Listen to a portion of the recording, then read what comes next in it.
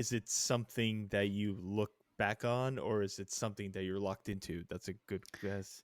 So what I would say is,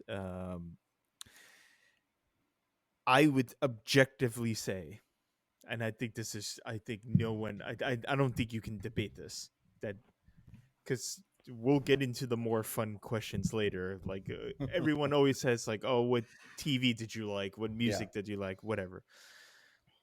Music was objectively better in the 80s and 90s.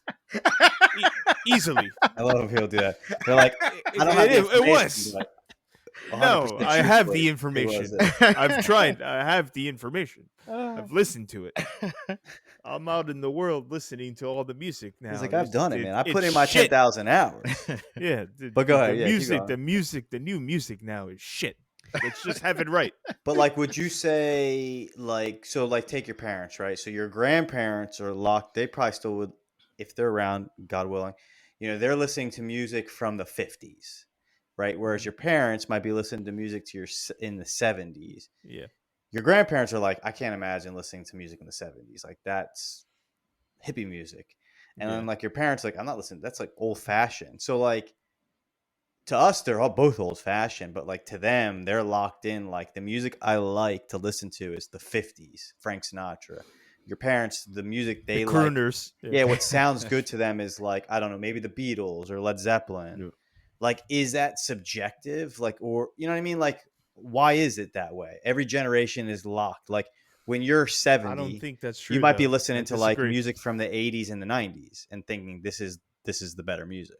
Yeah, no, I disagree. Because my mother listens to Cardi B. oh God. Oh, okay. You know what I'm saying? Jennifer Lopez still listens to Jennifer Lopez.